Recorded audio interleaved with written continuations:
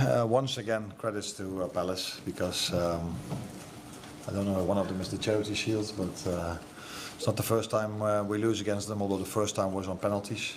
We've played each other 4 times since I'm here. We both won once, twice it was a draw, although penalties they won. So it tells you how difficult it is for us, but not only for us, for every team in the league to beat them. And that's what we could see today.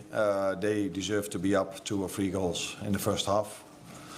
Created 3, 4 very good chances. We were lucky that Alisson helped us. But yeah, in the end of the game, I think the second half was much better performance from us. We created chances, which not many teams do here, or if Palace plays away, it's very hard to create a chance. We created quite a lot. Took a while for us to score a goal. And when we did, limited time to play, and to concede another set-piece goal is then as disappointing as our first half was.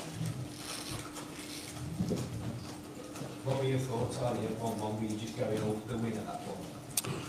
No, we had a lot of attacking players in our lineup at that moment of time, but I don't think many things happened in the extra time. It was, by the way, the extra time of the extra time when we conceded, which I think was fair because they made a substitution, so then you add half a minute extra. And then I don't know exactly when they scored, but I assume that was between 96 and 96 and 30 seconds. So yeah, then we can only blame ourselves by defending is the way we did. So one of our players decided to run out because he wanted to play a counter-attack, which was of no use because time was up. So it was only about defending. So yeah, maybe we were too offensively minded.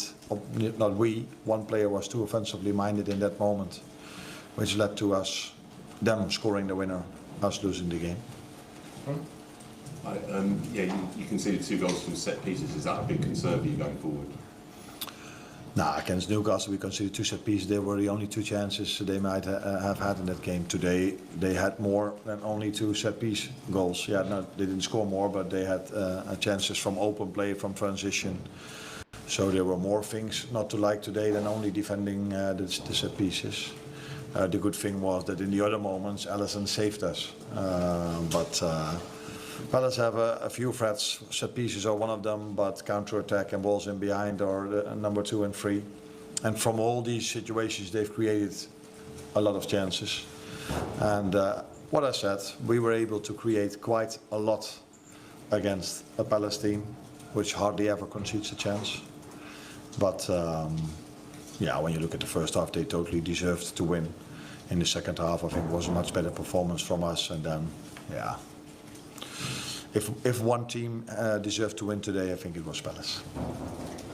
You mentioned before yesterday that playing Isak for 90 minutes wouldn't have been smart. You obviously played at 84 today.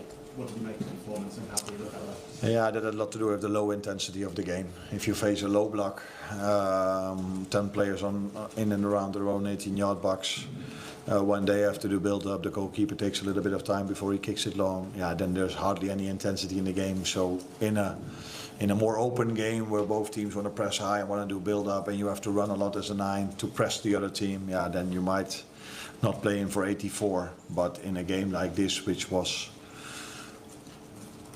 low tempo, I think I can say that, with some bursts of counter-attacks from them. But there your number 9 is mainly not so involved in. He was close to a goal. He was very honest to stay on his feet. He got a little bit of a shirt pull. And that's why he was unbalanced when he had to shoot. And that maybe was just enough. So smart foul, or foul, not a foul, but smart little push to get him unbalanced. But he came closer and closer to a goal. But in the end, he didn't score.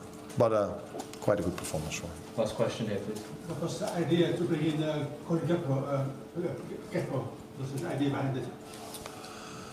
Nah, we wanted to overload the midfield with Florian Wirtz in the first half.